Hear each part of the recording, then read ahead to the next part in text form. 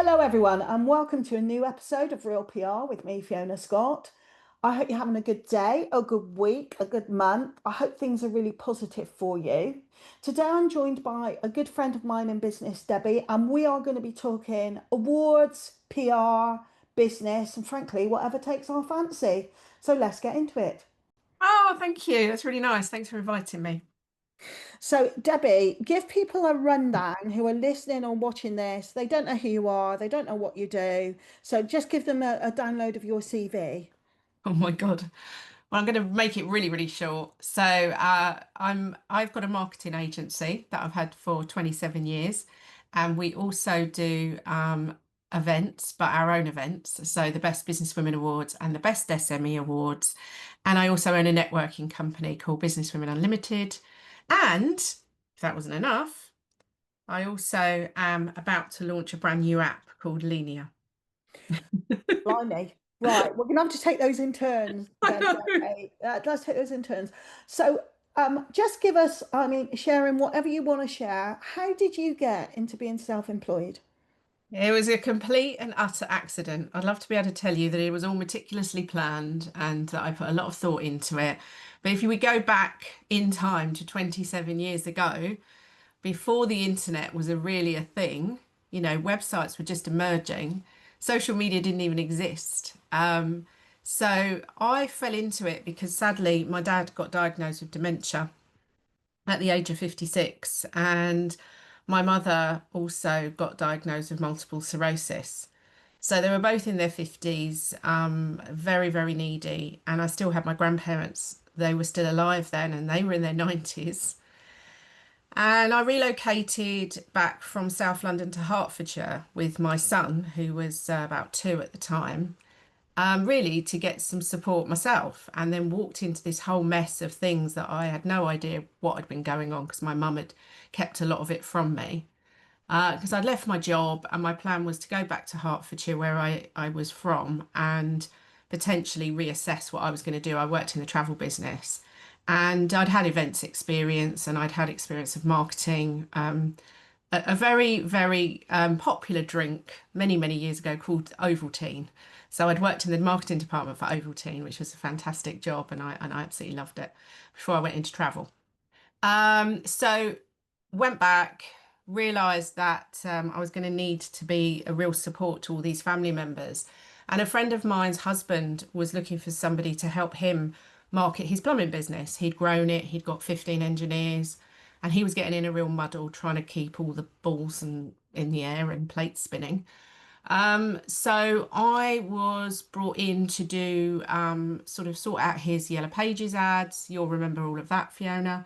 Yeah, And yeah, I am that old. yeah, and deal with things like local press, because in those days people advertised in the newspaper, the magazines, and leaflet drops and all of that. So that's what I was brought in to do. And one of my jobs, if you like, was to go along to a networking meeting at 6:30 in the morning with a company called BNI, which looking back now, that was really that and the Chamber were the only networking events around in 1998. Hard to imagine, isn't it? So I went along. I was basically working a few hours a week for him around my family. I didn't really have to go into the office. I could just do what I needed to do from home. And so then, of course, other guys cottoned on in the group and said, "Oh, I'm a carpenter. Could you help me? And I'm a electrician. Can you help me?"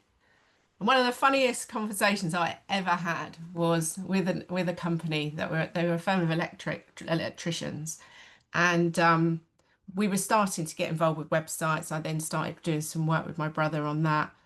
And I said to him, "Oh, you really should have a website." And he said, "Oh, website, love. No, I don't think this www thing is going to ever catch on."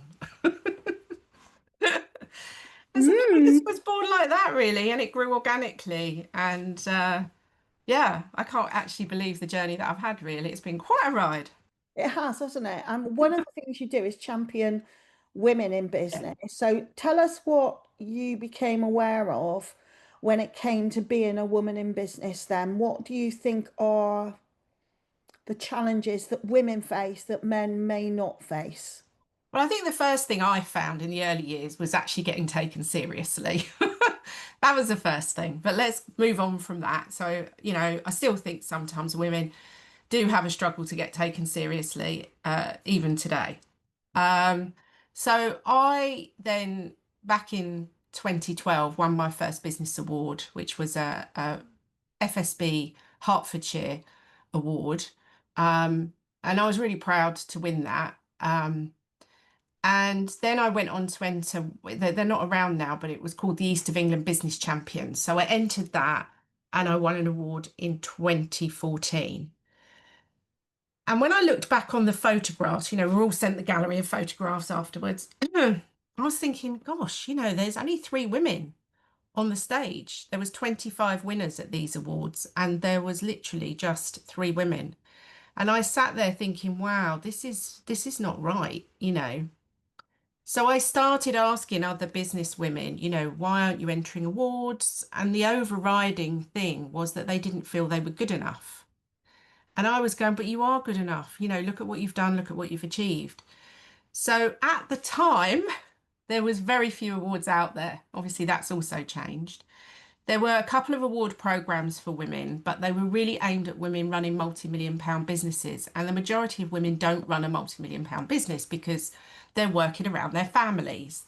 They're working for themselves for flexibility. So I just decided if it's not there, create it.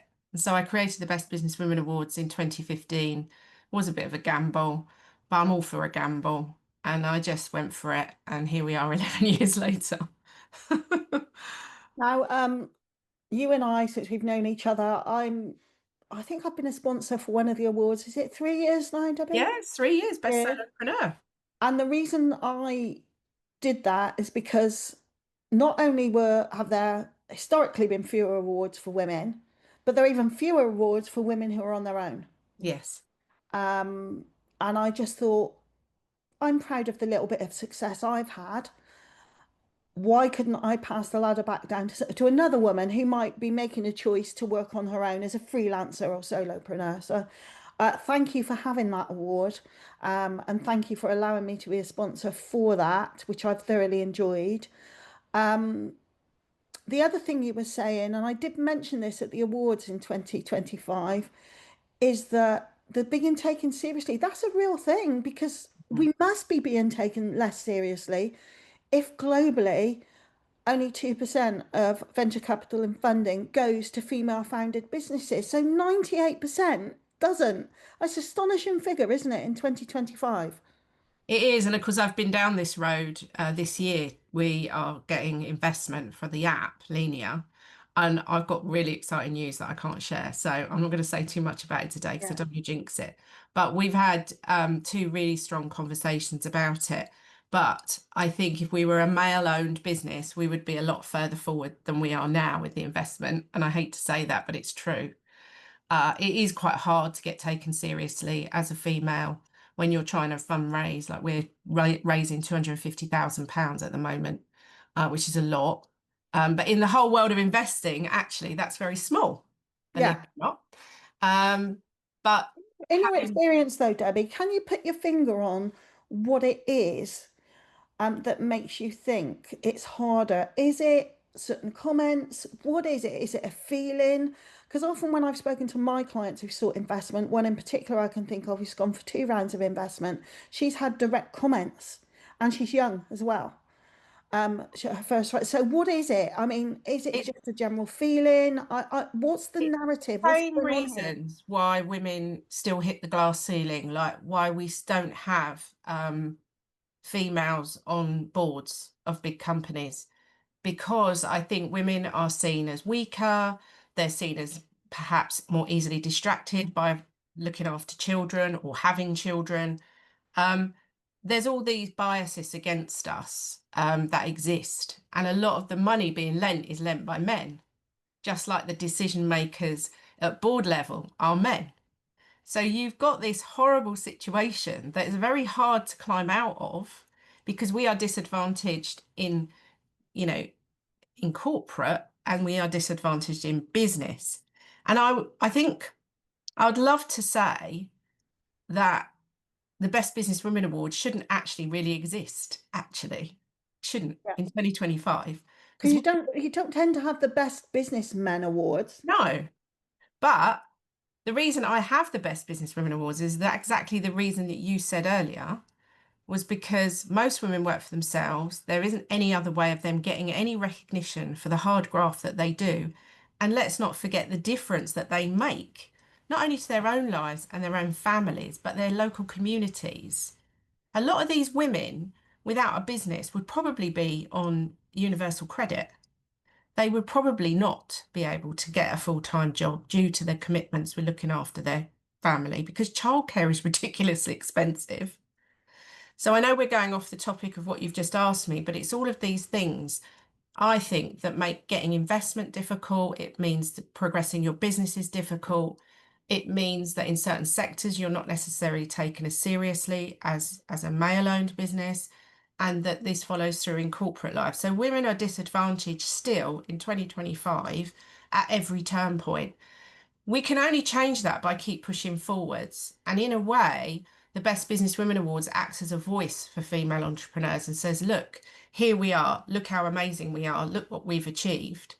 And, when you look at the level of social media, for example, we had with the awards over that 2 or 3 days, and the people that reach out to me and say, oh, it's amazing that you're championing women because we still need that. So we all just have to keep doing our bit. And that's why you do what you do by sponsoring, by getting involved with supporting women to get press. And I do what I do because surprisingly, I don't actually make a lot of money out of running the awards. It's more of a labour of love for me because I do put all the little bells and whistles on it that other awards don't. Because to me, that's more important than making a large amount of money from it. I want people to walk out the door feeling a sense of achievement and feeling that they've been recognised for the work that they've done, you know. So I think women, we've just got to keep pushing forward and keep pushing it as a group of female entrepreneurs. We've just got to keep going forward with it. I I totally agree, and I was lucky enough to have clients in the room who got silver and a gold award.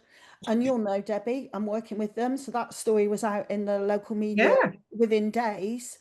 But I think the other thing is women who do enter these awards and get a silver or gold or whatever awards they're in, you almost have an internal responsibility to shout about that. Because some of Mm. them don't. They walk out hugging their award and that's it. They never tell anyone. It's not in their email footer. They don't put it in their newsletter and they certainly don't tell the media.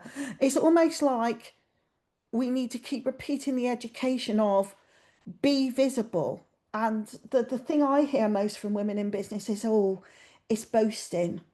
I shouldn't be saying that. I've never heard a man say that. No, I know. Well, I think a lot of that again stems from our childhood. If you were brought up in an era, and this is changing, I think. I do think this is changing for the next generation of women, but certainly anyone over the age of probably 40, 45 was probably told by their mother, don't brag, don't boast, that kind of thing. And certainly that's what my mum would say to me. I was brought up in the 1970s. And I think there's that element of it as well. I do think people struggle to stand above the parapet. I think there are people, the majority of people actually, um, don't feel comfortable putting themselves into awards, don't feel comfortable about shouting about it if they do win. So, as an organization, we send a press release template, we sent your details to Mhm. everybody. We try and encourage them by showing the press release that the winners have had. So we showcased your one straight away with Yeah. Fiona De Silva to say, look, they are already getting press. Why aren't you doing anything? You need to be doing something. And I think, just the finalist announcements, the people who did go for press, and there was 114 finalists. We had about 80 stories out there, but I'd love to see 114 stories because Yeah. everybody should be featured. You know, What I always say is tone of voice. Tone of mm, voice can be humble and grateful, yeah, celebrating everybody that you're in the room with, but also serving wider women in business or women who are thinking about starting a business. yes, You're celebrating them. It's not just about saying I've won this, it's about saying I've won this on behalf of all women. Yeah, in business, because you and I, we both carry a little bit of pride ourselves for what we've both done. And why shouldn't we? Why shouldn't we? absolutely. So But I let's do say to go people, on. I just touch on that bit of a point, because when people say to me, oh, do you think I should send this press release out? Who's going to want to know? And I'm like, they do want to know, and they want to understand your backstory and how you got to where you are today. But most importantly, what you've just said really is that if we want to inspire the next generation of women to run a business, we have the responsibility to share our stories in order to inspire them. Yeah. Yeah, there's a saying, isn't there? You can't be what you can't see. Exactly. And that doesn't matter whatever your age is as a woman, Mm. you can do it. I mean, one of my clients started her business at 70, sorry, so one at 72, another at 65, and a lady I met only this weekend who's starting out as a model at 84. So Amazing. it's not about age, Mm. it's about being proactive. But you've gone a step further, so talk to me about the new awards. Yeah, so that's been on the cards for quite some time, and it came really from men coming up to me at the Best Businesswomen Awards saying, "Oh, why don't you have a Best Businessman category?" And I'll be like, "I think you're missing the point here." That's Yeah. what- and I won't be doing that. And then men saying, "But I've never been to an awards like this. You recognize everybody. It's such an inclusive environment. It'd be great if you could do some mixed awards." So it was on the cards for a while. But I had some health issues, and then I had to move house down to Somerset. So those few years, 2 or 3 years, it just wasn't feasible to take on anything new. And then I owned an expo company, which I sold at the back end of last year. And so that freed up the time to focus on this. And I wanted to put a lot of thought into the categories and what I wanted these awards to be about, because I didn't want it to be a carbon copy of the Best Business Women Awards, but I wanted people to look at it and go, ah, that's the part of the same family. So I jokingly announced it at the winners' drinks that we run, that the Best Business Women Awards was getting married and that we were having the Best SME Awards. And so the branding looks similar. It's not the same, but it looks similar. But the categories are very different, but the ethos will be the same. And the ethos around anyone who is selected as a finalist will walk away with a silver award or a gold award or a special recognition award. And the whole judging process is the same because we have a very robust judging process, and that will remain. And some of the judges have come across from the Best Business Women Awards to do some judging, and we've got some brand new judges as well. And again, same, we've got some new sponsors, and we've also got some sponsors who are coming across from the Best Business Women Awards to do both. So I think the planning side was that it would run opposite end of the year to the Best Business Women Awards. So this one is open at the moment and will close in January, and then we will have a final in April. And the Best Business Women Awards will open in March, and our final will be in October. So it's all been really carefully thought out. And I also looked at when other big SME awards were as well, because I didn't want to clash with anyone else, and sort of planned it all around that really. Um, and we had a launch last week, which was online, and recorded that to talk through the entry process. And really, what I wanted to bring to the awards market was another awards, because there are a lot of them, but the one that has the same ethos and credibility that the Best Business Women Awards has built. Okay, so I think here it's appropriate to put in where can people go to find out about these awards if they're open for entry now? BestSMEAwards.co.uk. Yeah, marvelous. Thank you for that. Right, I think we also need to we're not going to dwell on it, but you and I know there are awards and there are awards. So Mm. you won two credible awards, you run two credible awards now. Um, let's talk about the ones that are not so credible and how people can avoid them. It's really interesting because I'm releasing a blog about this today, because I spoke at an event on Friday on this very topic. And people get very confused about what is genuine and what isn't. So I say, to summarize it, because it is quite a big topic, if you haven't entered something yourself, and if you've been nominated and they cannot tell you who has nominated you, and then they're asking for large sums of money to buy an award, Those are three red flags to me. So I say to people, when you're judging whether you should accept an award that's been emailed to you, that you've been told that you've won, um, you need to look at those three factors, because there are awards out there that will email you a nomination and it will read really lovely and you'll think, oh, that's so nice, somebody said that about me. But the thing is, especially with AI now, I could generate 150 nominations in a few seconds by typing a bunch of names into ChatGPT and saying, can you write nominations for all of these people? And then that AI model would go off, grab stuff about you online and create a nomination about you. And then I can send that out to you and then tell you that's what someone said about you. So there are awards out there that do nominations and therefore are genuine. So if they can tell you who's nominated you, then that's genuine. Then you can go, oh yeah, Fiona nominated me for that. That's fine. I know that Fiona did that. That's brilliant. But when they start saying, oh, due to GDPR, we can't tell you who's nominated you. I mean, what an absolute nonsense that is. What an absolute nonsense. I was nominated for an award, which is in November. I'm going up to Manchester, by a client of mine. And immediately when I got the email, I thought, oh, this is dodgy. So I emailed her back and said, oh, that's lovely. I've been nominated. What a lovely nomination. Could you just tell me who said that? Yeah, of course. She came back and told me the name of the person. I rang them and I said, did you nominate me for this award? She goes, oh, yeah, I did. Absolutely. So great. Okay. I know that's genuine. Um, but these awards that tell you you're the best fish and chip shop in the Southeast or whatever, let's just say you have a fish and chip shop. Um, a lot of the time that they've gone on to Google, they've looked up businesses in an area, they make it all up, tell you you've won an award. Some of them will tell you that you get a free listing on their website. And then when you accept the free listing, you get deluged, because I've tried it, and you get deluged with it's £699 for your trophy, and it's 1,500 for an advertorial pack, £2,000 to be featured. Oh my God, the list goes on. I've seen awards as well, basically saying we don't run an in-person final because of the cost. So you can have this award for free. It's £249, and we'll send you a logo. But at the end of the day, who's judged these awards? Nobody's judged these awards. So therefore, they're not credible. People do buy them because they don't fully understand it. They don't get it. I've even had people say to me, well, yeah, I bought it because customers don't really know, do they? Well, I beg to differ, because customers are becoming a bit more savvy about these awards and are starting to do their checks themselves. So if I was a business owner, I think we're on the same page with this. I wouldn't buy any award ever.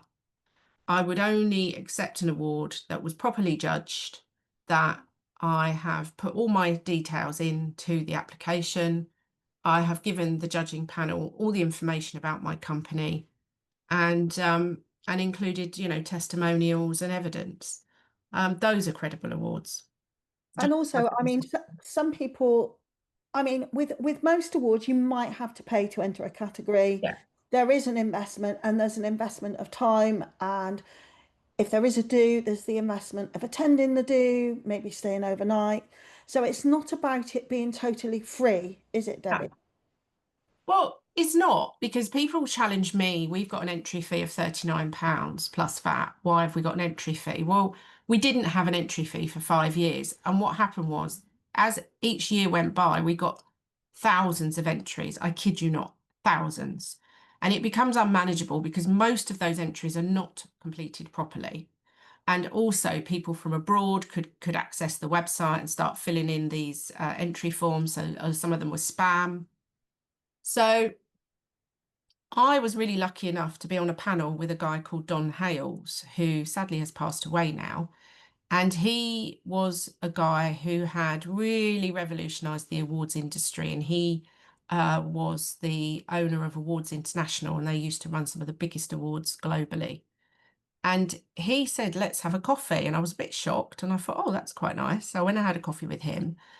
And I was talking to him about the Best Businesswomen Awards and about our numbers of entries. And he said, you've got to charge. Even if you just charge a nominal amount, you've got to charge, because your entry quality will go up and the number of entries will go down. And he was right, because even paying £39, people make a much, much bigger effort with their entry than when they, submit something for free. And we use that money to pay for all of the frills at the awards night. So one thing that it's used for is it means that the charities that are nominated can come for free. We don't charge them. And, you saw at the awards like a couple of weeks ago, we have a balloon artist, we had singers, we had dancers, all of those things are paid for out of that money, just to make the event a little bit more special. Mm. And it was a very special event. I did like the Mirror Men. Yeah, I cute. thought they were cute. Oh, I really like that. And the Balloon Lady. And I've hired it myself for my Yeah, own event. really. So yeah, I think they're great. It's not what people think it is, the No. balloon. So yeah, embrace your silly. That's what I say. Yeah. Okay, let's move on then. So how you run two lots of awards. How do you make money then, Debs? If these don't earn you a ton of money, how are you making your money? So I've got a marketing agency, so that's my day-to-day money. So we do marketing for small to medium-sized businesses. A lot of our clients we've had more than 10 years now. So I'm quite proud of that.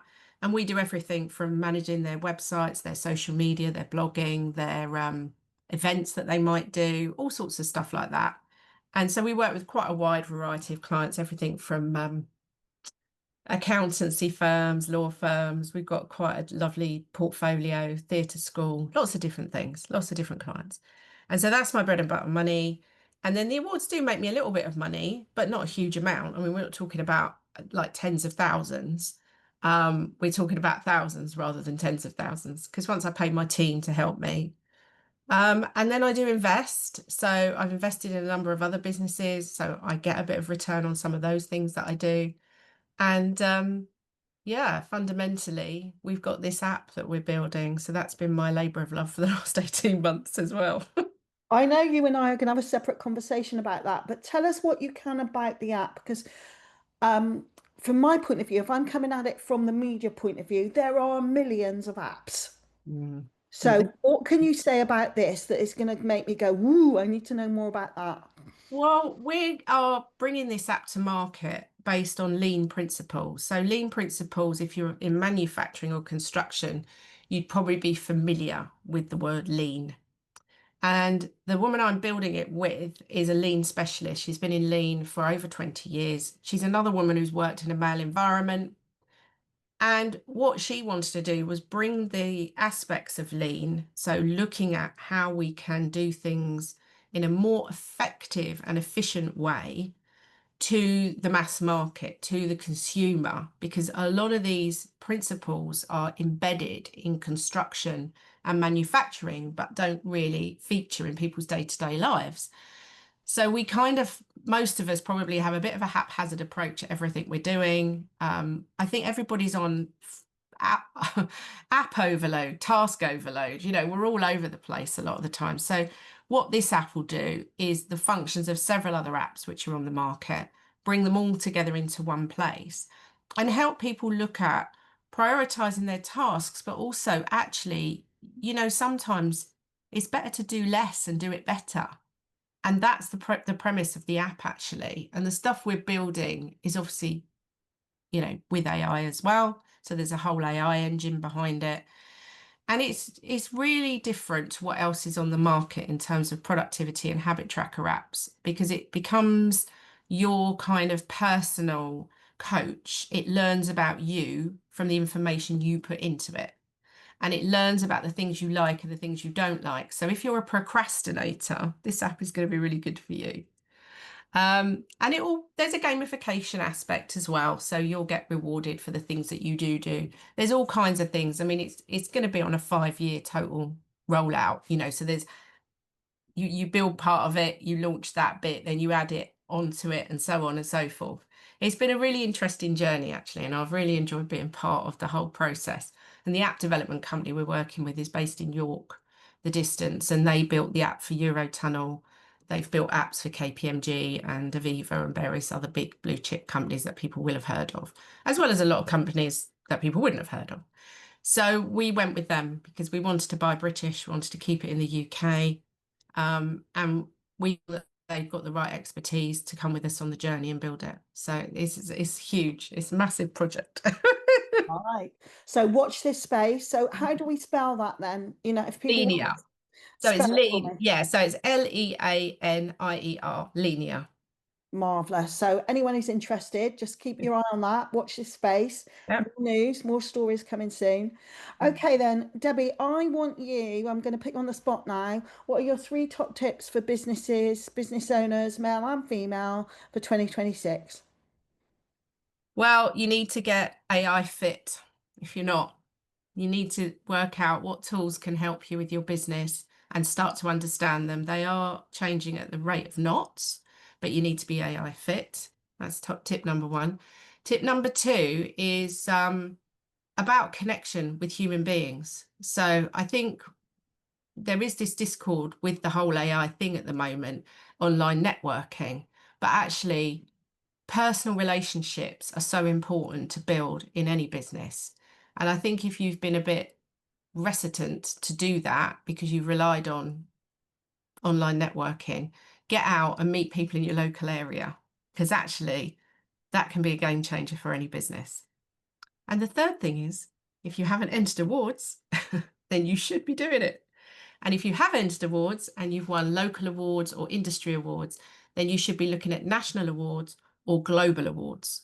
Because one of my highlights last year was going to the Stevie Awards in New York and winning a silver award at that. So there are some amazing global awards out there as well, and building awards into your strategy for 2026. Marvelous. That's brilliant. Thank you so much, Debbie. And finally, obviously, you've got several different hats. So I need you to distill it down to where can people find you? The best place to find me is on LinkedIn, Debbie Gilbert, and connect with me on there because every business I own does have its own website and does have its own presence on social media. I caved in last year and I do have my own Instagram account now, which I resisted for many, many years, Debbie Jane Gilbert, because there's a lady called Debbie Gilbert on Instagram that kept getting tagged in posts all the time that were meant for me. And so she sent me this actual video message saying, please, would you start your own Instagram account? Because it's driving me mad. So I went back to her and I said, are you going to give me the account name? She was like, no, I'm not, but just start your own. And she still gets tagged, but not as often. Oh, Debbie Jane well, Gilbert on Debbie Instagram. Jane Gilbert and Jane, Jane. Yes. Yeah, that's a journalist there speak to you. Debbie, thank you so much. It's been joyous to talk to you as always. Thank you so much for joining us for Real PR. Really hope you've enjoyed that and loads of hints and tips there for 2026. You now know how to connect with Debbie. If you want to connect with me, I'm also on LinkedIn, clearly as Fiona Scott, or you can go to scottmedia.uk or hop onto Facebook, Fiona Scott's PR Tribe. Just give me your email and you can join for free. See you again soon.